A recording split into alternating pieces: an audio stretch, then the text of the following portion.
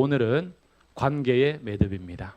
우리가 이 세상을 살아가는 동안에 반드시 필요한 것이 관계인데 그 첫 번째 관계가 하나님과의 관계요. 두 번째 관계가 이웃과의 관계입니다. 이 관계를 잘 매듭 지어가며 살아야 할 것인데 오늘은 나의 관계를 다시 돌아보고 준비하시는 그런 매듭을 잘 짓는 시간 되길 바라며 하나님 말씀 나누도록 하겠습니다. 오늘 말씀은 율법 중에서 어느 계명이 큽니까? 라는 질문에 대해서 첫 번째는 내 마음을 다하고 목숨을 다하고 뜻을 다하여 주 너의 하나님을 사랑하라 라는 신명기 6장 5절 말씀을 통해서 대답하셨습니다. 두 번째는 39절에 내 이웃을 내 자신과 같이 사랑하라 라고 하시는 레위기 19장 18절 말씀으로 답변하셨습니다.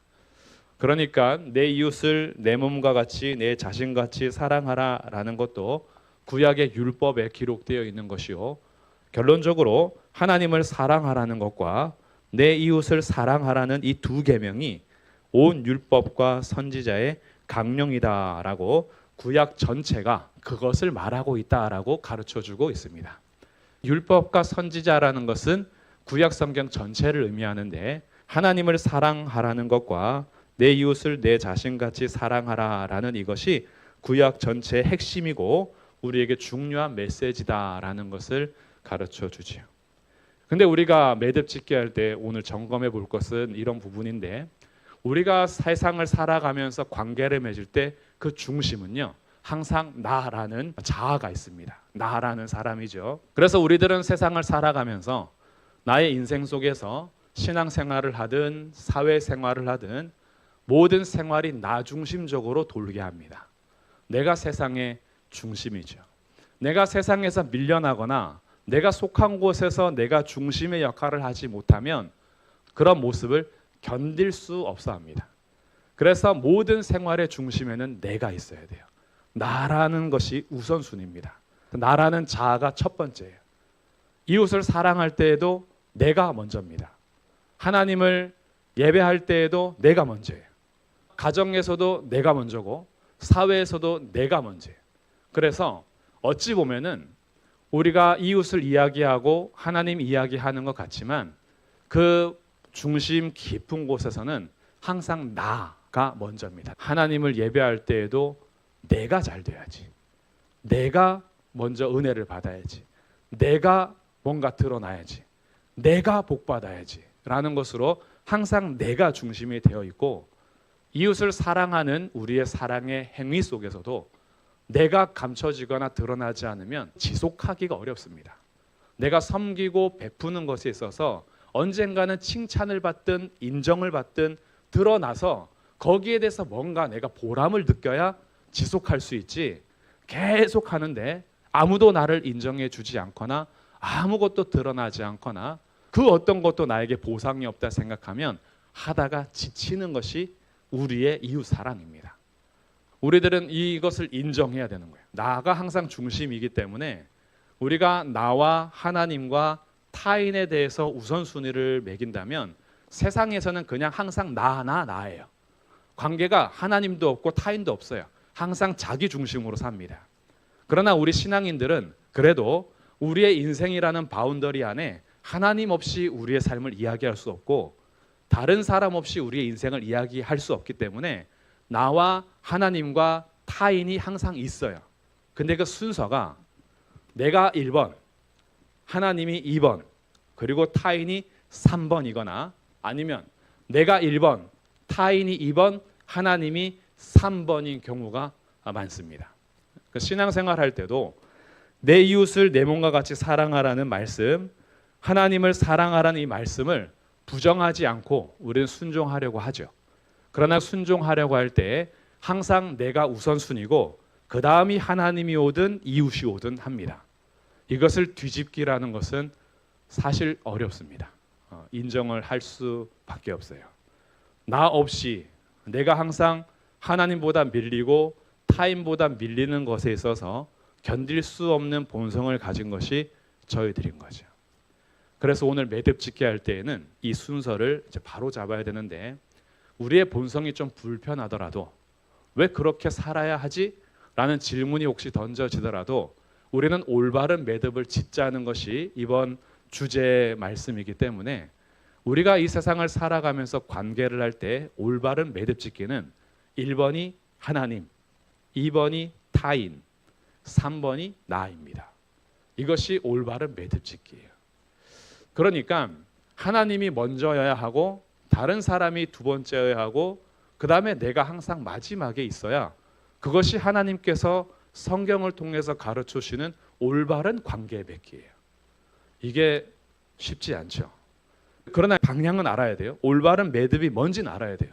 그 뭔지를 알고 그 방향을 맞추어서 살아가야 하는 것이 우리의 생활인 겁니다.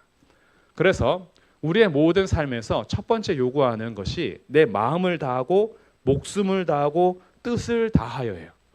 이것은 하나님을 사랑함에 있어서 그 어떤 두 마음도 필요하지 않아요. 두 마음으로 하나님 사랑할 수 없습니다. 우리의 뜻을, 의지를 두 개로 나누어서 반만 하나님 사랑하는 의지를 갖는 것 허락하지 않으시는 거예요. 우리의 힘을 다하고 목숨을 다할 때 목숨의 80%만 하나님께 사랑하기 위해서 쓰겠다. 그렇게 명하지 않으셨다는 얘기예요. 여기에서 다하고라는 것은 전체를 의미합니다. 우리 마음의 전체, 우리 목숨의 전부, 우리의 뜻의 전부를 다해서 너의 하나님을 사랑하라. 이것이 첫째 되는 계명이에요. 하나님과의 관계를 맺을 때 우리가 달려가야 하는 바른 매듭은 하나님께 내 마음을 몇 프로 줄까라고 계산하는 게 아니라 내 마음을 전부 다해야 된다는 뜻이에요. 그래서 우리가 신앙생활하면서 내 삶의 가장 큰 목표가 무엇이냐 물어봤을 때 하나님을 사랑하는 그 삶을 통해서 하나님이 영광을 받으시는 겁니다. 이게 우리의 인생의 최종적인 목표고 최고의 목표고 으뜸가는 목적입니다. 이 목적에서 벗어나는 순간 관계들이 틀어지게 돼 있어요. 신기하죠? 내가 나를 챙겨야지 관계가 바르게 될 것 같은데 그것은 죄로 인해서 뒤집어진 관계입니다. 세상에서 항상 나 중심으로 살아가는 그 사회가 행복할 것 같지만 그렇지 않아요. 내 행복을 먼저 챙기고 내 가족을 먼저 챙기고 내 것을 먼저 챙기는 것이 사회에서 그것이 잘 사는 것이고 행복하게 사는 것이라고 계속 배우다 보니까 남들을 생각하고 하나님 생각하다가 자기를 놓치니까 그것이 못 사는 것이라고 가르치는 거죠. 내 거 먼저 챙겨야 돼요. 남을 돕더라도 내 거 먼저 먹고 그리고 남는 것으로 돕는 것. 그래서 우리들은 내가 먼저 챙겨야 행복하다라고 하는 구조 속에서 살다 보니까 하나님을 가장 우선순위로 두는 것에 있어서 내 행복이 없어지겠구나. 그럼 나는 불행해야 하는 거구나. 나는 아무것도 챙겨서는 안 되는 거구나. 내 마음도 목숨도 힘도 에너지도 나의 모든 뜻이 다 부정돼야 하는 것이구나 라고 생각하면 그만큼 불행한 인생도 없다라는 그런 생각을 자꾸 하게 되는데 그것은 관계가 틀어져서 죄가 세상을 지배하면서부터 우리에게 주는 불안감입니다. 두려움인 거예요. 초조하게 만들어요. 그렇게 살면 안 될 것처럼요. 그래서 주님이 말씀하십니다. 목숨을 잃고자 하는 자가 얻게 됩니다. 신기하죠? 내 목숨을 다해서 하나님 사랑하는 데 쓰면 죽을 것 같은데 잃을 것 같은데 사실 그 목숨을 다하고 힘을 다하고 마음을 다해서 하나님을 사랑하면 그 하나님과의 올바른 관계의 매듭을 통해서 내 인생이요 죄로 인해서 뒤집어진 관계 속에서 알 수 없었던 기쁨과 평안과 행복을 얻게 됩니다. 주님은 우리에게 그 관계를 맺게 하시는 거예요. 돌아보십시오. 내가 달려오면서 무엇을 우선순위로 관계를 맺고 있었는가? 하나님은 항상 밀리진 않았던가? 하나님을 섬기는 나의 신앙생활도 내가 먼저였지 하나님이 먼저였던가? 우리는 이것을 점검해 볼 줄 알아야 돼요. 하나님을 안 믿는 건 아니었고 하나님의 말씀을 따르지 않는 건 아니었지만 그 중심은 항상 나였다면 우리는 이것을 뒤집을 필요가 있어요. 하나님이 우선순위가 되는 삶은요 자연스럽게 두 번째 타인을 돌보는 삶으로 갑니다. 그런데 내가 먼저인 하나님을 섬기는 삶을 살면요 타인과 돌볼 틈이 없고요 항상 자기가 드러나는 신앙생활을 합니다.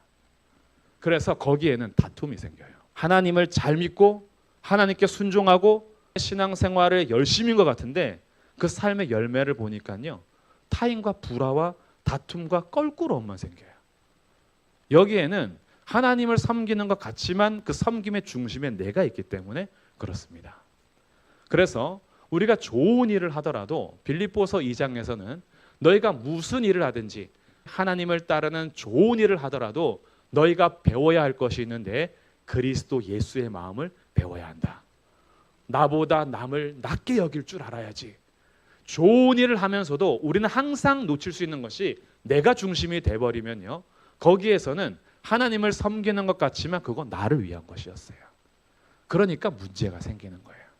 그래서 우리가 기도를 할 때든 선교를 할 때든 구제를 할 때든 금식을 할 때든 예수님께서 명령하신 것은 은밀히 보는 중에 갚으시는 하나님 앞에서 골방에서 은밀하게 티내지 말고 하나님만 높아지고 하나님만 드러나도록, 이것이 우리에게 요구되는 신앙생활이죠. 그래서 하나님을 사랑한다라고 할 때 우리가 관계를 바르게 맺을 때요, 우리의 모든 삶에서 첫 번째 우선순위는 하나님이어야 해요. 여기에서 혹시 내가 비집고 들어가는 틈을 찾고 있다면 그 나를 자꾸 죽이는 게 날마다 나를 죽이는 삶인 거예요. 날마다 자꾸 하나님의 이름을 힘입어 내가 뭔가 드러나려고 하는 것, 하나님을 섬긴다라고 하면서 내가 뭔가 영광을 취하려고 하는 것, 하나님을 사랑한다라고 하면서 자꾸 내가 거기에서 뭔가 받지 못하면은 서운하고 억울하고 내가 더 나타나야 되는데 그러지 못했을 때 거기서 오는 상처들, 이런 것이 어찌 보면은 자꾸 하나님이 영광 받으셔야 하는 자리, 하나님 앞에 내 사랑을 다 주어야 하는 자리에서 나를 남겨두는 우리의 모습일 수 있습니다. 그래서 매듭짓기를 잘해야 돼요. 첫 번째 관계, 하나님을 사랑할 때 내 마음의 90%, 너의 목숨의 90%가 아니라 내 마음을 다하고 목숨을 다하고 뜻을 다하여 주 너의 하나님을 사랑하라. 그러면서 그 하나님을 사랑하는 삶이 자연스럽게 나타나는 열매는요, 하나님의 사랑의 관계 속에서 하나님이 사랑하시는 타인이 눈에 들어오기 시작하는 거예요. 거기에서 우리의 우선순위가 하나님 다음에 나가 아니라 하나님 다음에 타인인 거예요. 하나님 다음에 다른 사람입니다. 그래서 예수님께서 사마리아인 비유를 하실 때에 강도 만나서 죽게 된 사람을 제사장이 그냥 지나갔고 레위인도 보고서 그냥 지나갔습니다. 그런데 세 번째, 유대인들이 멸시하는 사마리아인 중에 한 사람이 지나가면서 그를 돌보아 주었어요. 율법교사가 자기를 옳게 보이려고 질문을 합니다. 누가 내 이웃입니까? 라고 질문을 해요. 자, 누가 내 이웃입니까의 질문의 핵심은 뭐냐 하면 이웃을 생각할 때도 내가 중심인 거예요. 내 이웃인 거예요. 내가 사랑할 이웃이 누구냐는 거죠. 그러면 그에게 있어서 이웃에서 배제되는 사람이 누구냐면 사마리아 사람들은 이웃이 아니에요. 사마리아 사람들은 상종할 사람이 아니니까요. 그런 율법 교사의 질문에 예수님은 사마리아인을 등장시키십니다. 그리고 그 사마리아인이 강도 만난 자의 이웃이 되어주죠. 질문을 합니다. 마지막에 누가 내 이웃이냐고 질문한 율법 교사의 질문의 되질문으로 누가 강도 만난 자의 이웃이냐 이렇게 질문을 해요. 율법 교사는 나를 중심으로 이웃을 생각했고요. 예수님은 강도 만난 자를 중심으로 이웃을 얘기한 거예요. 그러자 그가 대답을 하죠. 자비를 베푼 자입니다. 그래요. 너도 가서 이와 같이 행하라 라고 합니다. 예수님께서 가르쳐주신 관계의 순서는요, 나 중심적인 이웃 사랑이 아니라 이웃 중심으로 사랑을 하라는 거예요. 우리에겐 이 질문이 필요한 거예요. 오늘도 우리들이 질문할 때 우리 교회의 이웃이 누구입니까? 라고 찾는다면 우리 교회를 중심으로 주변을 찾겠죠. 우리 나름대로의 중심으로 이웃을 생각하는 겁니다. 나 개인적으로도 나의 이웃이 누굽니까? 라고 했을 때 내가 사랑할 만한 이웃을 찾기 시작을 하죠. 근데 주님의 질문은 이거예요. 누가 지금 전쟁 속에서 죽어가는 저 여인들과 아이들의 이웃이 되어 주겠느냐? 누가 지금 저기 지진을 만나서 헤매면서 아무것도 먹지 못하고 굶어 죽어가는 수많은 저 아이들과 사람들의 이웃이 되어 주겠느냐?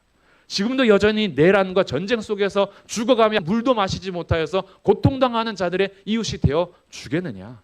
누가 지금도 예수 그리스도를 알지 못하여서 지금 잘 사는 것 같지만 결국에는 영원한 지옥 형벌에 들어가고야마는 비참한 인생을 알지도 못하고 살아가는 저들의 이웃이 되어 주겠느냐?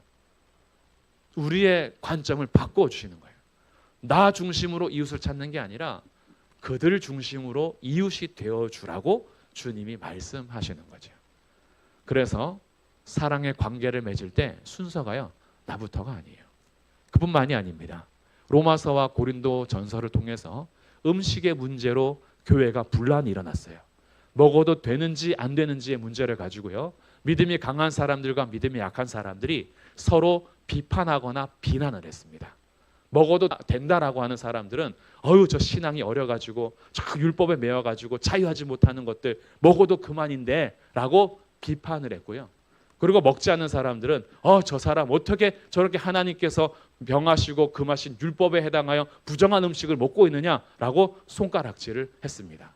서로 음식의 문제로 손가락질하며 교회가 무너지고 있을 때 로마서와 고린도 전서를 통해서 해결하시는 방법은 무엇이었냐 하면 너에게 주신 자유와 권리와 양심을 너를 위해서 쓰지 말고 그 사람 위해서 쓰라는 것으로 답변을 합니다. 먹어도 그만, 안 먹어도 그만이니까요. 그러나 내가 가진 지식으로서 다른 사람들을 판단함으로 쓰지 말고 그 사람 중심으로 내가 먹어서 그 사람이 만약에 실족한다면 그 사람 중심으로 먹지 마. 이것이 답이었던 거예요. 너에게 주신 신앙의 자유와 권리와 특권과 양심을 너를 위해서 쓰지 말고 다른 사람을 위해서 쓰라는 것이 말씀을 통해서 정리를 해주시는 겁니다. 우리들이 마찬가지예요. 우리들이 신앙생활을 하는 동안에 대부분은요, 자기 중심의 신앙 때문에 부딪힙니다. 우리가 끝까지 싸워야 될 것은 있어요. 복음의 진리에 대해서는요, 절대 타협 없이 끝까지 싸워야 합니다. 그러나 본질적인 것이 아닌 것, 점심에 반찬을 뭐 해야 하는지, 밥은 흰 쌀밥을 해야 되는지 잡곡밥을 해야 되는지, 이거는 그때그때마다 바뀔 수 있는 부분이에요. 그럴 때 우리들은 힘 있는 사람들이요, 자기 중심으로 그것을 결정합니다. 그래서 강한 사람 두 사람이 붙으면 화합이 안 되고 계속 논쟁이 되는 거죠. 그럴 때 우리에게 요구하는 건, 나는 잡곡밥 먹고 싶은데 흰 쌀밥 먹고자 하는 사람이 신앙이 잡곡밥을 함으로 실족한다면 그거 아무거나 먹어도 되니까 그냥 흰 쌀밥 하라는 거예요. 내 자유와 내 특권과 양심을 나를 위해서 쓰지 말고 다른 사람을 위해서 쓰라는 것이 성경에서 요구하는 우선순위입니다. 그러니까 우리의 신앙생활의 관계 매듭은 하나님 다음에 나가 아니라 하나님 다음에 다른 사람이에요. 이 매듭을 잘 지어야 하시는 거예요. 그래서 나는 항상 마지막인 거예요. 이것이 겸손인 겁니다. 겸손 우리의 체질이 아니에요. 우리의 본성 아닙니다. 그래서 우리들이 끊임없이 나를 죽이며 예수님 닮아가기 위해서 엎드려야 하는 거예요. 그러지 않으면 어느 순간 올라오는 거예요. 어느 순간 욱하는 거예요. 그래서 나는 옳음을 주장한다라고 해서 외친 거지만 그것이요, 결국은 나를 드러내면서 다른 사람들을 짓밟는 말과 행동이 될 수가 있어요. 주님은 우리에게 그걸 요구한 게 아니라 내 이웃을 내 자신같이 사랑해라. 이것을 어떤 사람들은요, 자꾸 이렇게 해석을 합니다. 내 자신같이 사랑하라 했으니까 네 자신을 사랑할 줄 알아야 다른 사람도 사랑한대요. 그러니까 널 먼저 사랑해야 다른 사람을 사랑할 수가 있대요. 성경 전체에서 말하는 바가 뭐냐 하면 너 자신부터 생각하지 말고 다른 사람 먼저 생각하라는 게 본 의도입니다. 이것이 성경이 우리에게 요구하는 율법과 선지자의 핵심인 거예요. 그래서 끊임없이 선지자들도 하나님을 사랑하라는 것과 내 이웃을 돌보며 사랑할 것을 끊임없이 요청했던 거예요. 너가 신앙 좋다라고 하면서 고아와 과부를 돌보지 않는다면 너의 그 신앙 경건 헛된 것이야. 참된 경건은 고아와 과부를 돌볼 줄 아는 것이야. 너가 세상을 살아가면서 약자를 돌보는 것, 그것이 하나님과 동행하는 삶이야. 그런 것 없이 나는 오늘 기도했어, 난 오늘 헌금했어, 난 오늘 금식했어, 나는 저 세리들과 같이 죄짓지 않았어 라고 손가락질하는 행위는 그거는 너의 올바른 신앙생활이 아니야 라고 가르쳐 주는 거예요. 우리는 이것이 더 쉬워요.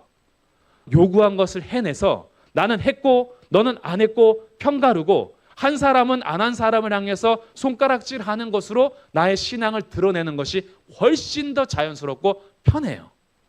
그런데 하지 않는 사람들 아래에서 그들을 섬기고 위하고 함께 손잡고 가는 진짜 예수님 닮은 모습은 거기에서 나오지 않죠. 내가 해낸 것으로 하지 못한 자들을 향해서 비난하고 비판하는 삶으로는 예수님의 겸손과 온유함이 드러나지 않습니다. 그래서 나는 다른 사람과 관계를 어떻게 맺었는가? 혹시 나 중심적인 사랑은 아니었는가? 나는 누구 중심으로 그를 사랑했는가? 괜히 자기 중심적으로 사랑을 하고 또 상처를 받아요. 그러지 않는 거죠. 사랑은 그를 높이는 것이고 그를 위해 사는 거예요. 이 말씀을 우리 마음에 잘 새겨서 나의 관계에 있어서 매듭을 짓는 것은 첫 번째는 하나님을 사랑하라는 것이 우리가 가장 우선순위에 두어야 할 우리 관계의 매듭이구나. 두 번째는 거기에 내가 끼어 들어가는 것이 아니라 내 이웃을 사랑하라는 타인과의 관계가 겸손하고 온유하고 친절하게 용서하고 화해하면서 그 사람들과 함께 어우러져 살아가며 그를 사랑하며 사는 것이 두 번째 우리 관계의 매듭이구나. 이런 매듭 짓기를 잘 준비하셔서요. 우리가 혹시 나 중심적으로 하나님을 섬겼던가, 나 중심적으로 이웃을 사랑했다면 이제 그 중심에서 나오시고요.